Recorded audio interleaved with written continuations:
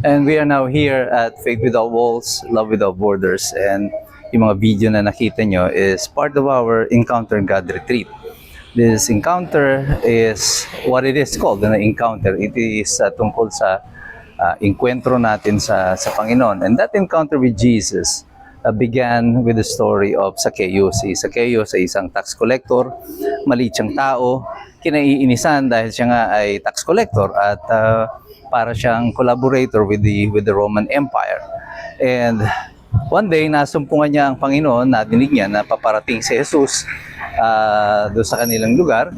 At inabangan niya si Jesus Cristo. So, maliit na tao si Zacchaeus. Sa dami ng tao, hindi niya makita si Jesus. So, ang ginawa niya, naghanap siya ng lugar kung saan pwede niyang masumpungan o makita ang Panginoon. Umakyat siya sa isang sycamore tree o puno ng sycamore. Medyo matinik yung puno na ito, mahirap akitin. Pero ginawa pa rin niya kasi ang gusto lamang niya, makita niya si Jesus. Although hindi naman siya mananampalataya ni Jesus, siya lang ay curious na masumpungan ang Panginoon at makita niya ang Diyos. And he did, nakita niya si Jesus. Pero something happened. To Zacchaeus' surprise, nagulat siya kasi pag hinto ni Jesus sa kanya, tinawag siya. Sabi sa kanya, Zacchaeus, bumaba ka dyan at punta tayo sa bahay mo at kakain tayo doon. At doon ngayon ang ginawa ni Jesus, kumain sila sa bahay ni Zacchaeus. Dahil sa pagbabahagi ni Jesus ng salita ng Diyos sa kanya, nagbago si Zacchaeus. Nangako siya noon na kalahati ng kanyang kayamanan na kanyang ninakaw dahil corrupt din itong si Zacchaeus, parang mga politiko natin ngayon. Sinuli niya yung kalahati ng kanyang kayamanan at lahat ng mga taong niloko niya, sabi niya babayaran niya ng doble pa doon sa kanyang nakuha sa kanila. And dahil dito sa ginawa ni Jesus na ito, although this is not a popular decision because maraming mga Hudyo ang nagtataka bakit si Jesus na supposedly is the Messiah ay pupunta sa isang makasalanan kagaya ni Zacchaeus na tax collector. Pero sabi ng Panginoon, ako'y naparito hindi para sa mga magagaling na o yung mga walang karamdaman. Hindi siya naparito for those who are righteous. He came here for the sinners. And that is what Zacchaeus is. Si Zacchaeus ay isang makasalanan at siya ay kinatagpo ng Panginoon. Pero bago nangyari ang pagtatagpo na ito, Zacchaeus had to exert some effort. First, there must be a desire on the part of Zacchaeus na makita niya si Jesu Cristo. Not necessarily to believe, just to see. And everything begins with that. Kung gusto natin mag-umpisa ang ating ugnayan sa Panginoon, there must be a desire on our part to see.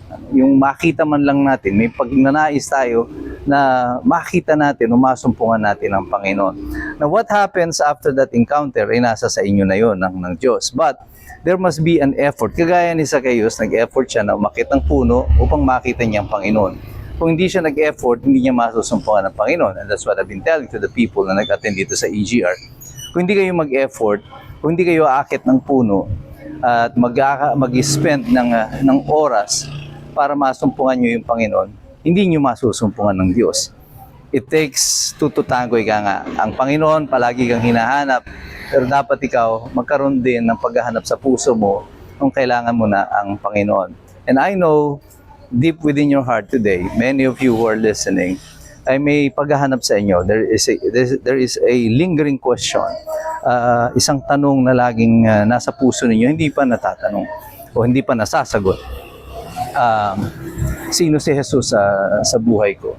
And totoo bang siya ay tagapagligtas? Kung gusto mo ng kasagutan sa mga tanong mo na yan, all you need to do right now is to ask the Lord. Take effort. Have time. Either you pray, you go to a retreat like this, or you go to a church, and just genuinely look for the Lord. Hanapin natin kung nasaan ang Panginoon at sigurado ako kakatagpuin ka niya at kagaya ni Zacchaeus, tatawagin niya ang pangalan mo kasi kilala ka ng Panginoon. So tayong lahat, mga Pilipino, mga Kristiyano, tandaan ninyo, lagi tayo na nakikinig, nakikilahok, at nag-aaral, pati ng salita ng Diyos. Kasi nga, mahirap makialam ang taong walang alam. God bless you, God bless us all, and mabuhay ang Republika ng Pilipinas.